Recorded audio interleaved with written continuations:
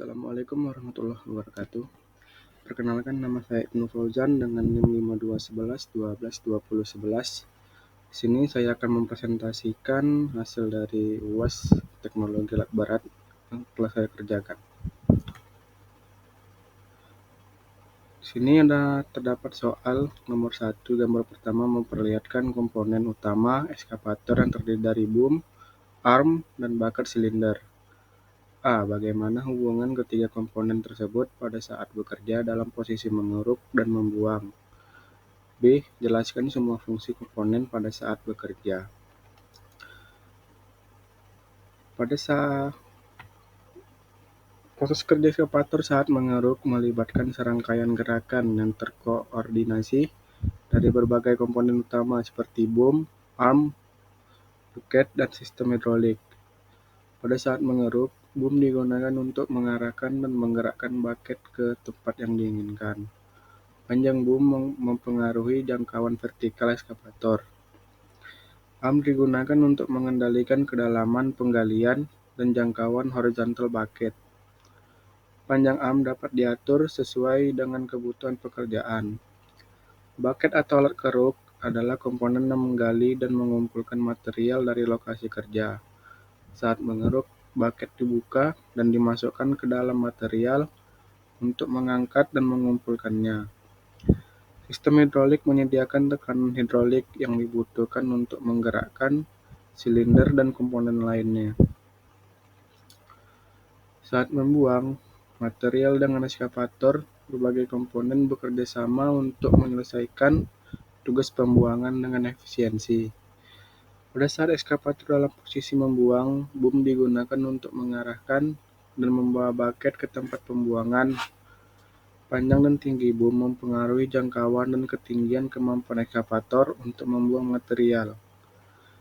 Arm membawa bucket dari posisi penggalian ke tempat pembuangan. Panjang arm dan kemampuannya untuk diperpanjang atau memendekkan mempengaruhi jarak dan kedalaman pembuangan material. Bucket membawa material yang akan dibuang. Saat membuang, bucket dibuka untuk melepaskan material ke tempat pembuangan. Silinder hidrolik mengendalikan gerakan boom, arm, dan bucket. Pada saat membuang, silinder berperan dalam mengangkat dan menurunkan bucket, serta membuka dan menutupnya. Jawaban dari fungsi komponen. Yang pertama ada boom, tiang utama. Boom adalah bagian panjang dan besar yang membentang dari bagian belakang mesin atau undercarriage menuju ujung depan eskavator. Boom digunakan untuk mengarahkan dan menggerakkan bucket ke tempat yang diinginkan. Boom memberikan jangkauan dan ketinggian operasional. Kedua, arm atau lengan. Arm adalah bagian yang terhubung ke ujung boom dan bucket. Arm memungkinkan untuk mengendalikan kedalaman penggalian dan jangkauan horizontal bucket. Panjang arm dapat bervariasi tergantung pada jenis pekerjaan yang sedang dilakukan. 3. Bucket. Bucket atau alat keruk adalah bagian yang digunakan untuk mengambil material atau tanah dari lokasi kerja.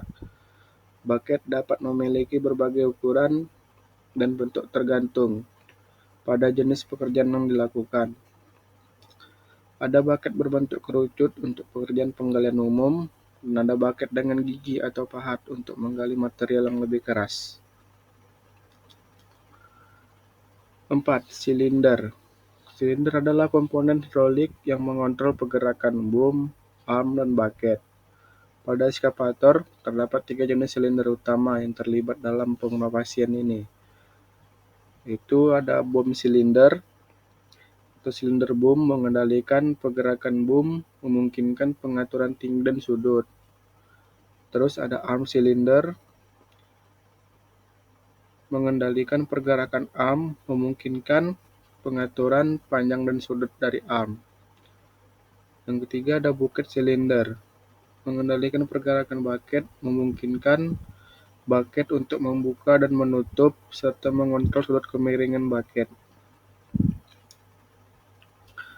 Dan soal nomor 2, gambar kedua memperlihatkan cara kerja sistem hidrolik eskavator Komatsu. A. Jelaskan fungsi tiap komponen sistem hidrolik. B. Jelaskan cara kerja control valve pada posisi mengeruk dan membuang. Yang pertama ada fungsi komponen. Pertama, tangki hidrolik. Tangki hidrolik berfungsi sebagai wadah untuk menyimpan cairan hidrolik yang digunakan dalam sistem. Selain itu juga berfungsi sebagai pendingin oli yang kembali. Kedua, ada pompa hidrolik. Pompa hidrolik bertanggung jawab untuk menghasilkan tekanan hidrolik yang diperlukan untuk menggerakkan silinder hidrolik dan komponen lainnya. Pompa ini dapat berupa pompa variabel atau fixed displacement tergantung pada model dan spesifikasi ekskavator.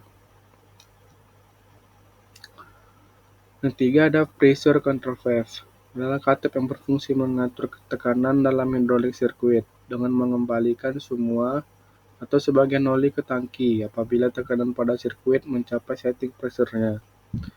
Yang keempat ada directional control valve. Berfungsi untuk mengontrol aliran oli ke aktuator untuk merubah arah gerakan aktuator. 5 ada selang hidrolik. Selang hidrolik menghubungkan berbagai komponen hidrolik seperti pompa, silinder hidrolik, valve, dan motor hidrolik. Fungsi utama selang ini adalah untuk mentransmisikan cairan hidrolik dari satu komponen ke komponen lainnya, memungkinkan aliran daya hidrolik. 6. Filter hidrolik. Filter hidrolik digunakan untuk menyaring cairan hidrolik dari kotoran dan partikel-partikel kecil. Ini membantu menjaga kebersihan sistem hidrolik dan mencegah kerusakan pada komponen. 7 ada oli hidrolik atau fluida. Oli hidrolik ini berfungsi sebagai media transmisi daya dalam sistem hidrolik ekskavator. Oli ini mengubah energi mekanik menjadi energi hidrolik yang dapat digunakan untuk menggerakkan komponen seperti silinder hidrolik, motor hidrolik, dan valve. Selain itu, oli hidrolik juga berfungsi sebagai pelumasan dan pendinginan dalam sistem hidrolik. 8. Aktuator. Komponen hidrolik atau mekanis yang bertanggung jawab untuk menggerakkan atau mengontrol gerakan bagian-bagian utama mesin. Aktuator adalah perangkat yang mentransfer energi untuk menghasilkan gerakan. Jawaban dari soal nomor B. Control valve atau katup kontrol pada ekskavator berperan penting dalam mengatur aliran fluida hidrolik ke berbagai silinder dan motor hidrolik untuk mengontrol gerakan bucket, boom, arm, dan komponen lainnya. Saat mengeruk dan membuang control valve melakukan serangkaian tindakan yang dikendalikan oleh operator melalui tuas kontrol dalam kabin. Baiklah, sekian hasil dari UAS saya. Jika ada kesalahan, saya mohon maaf. Sekian, terima kasih.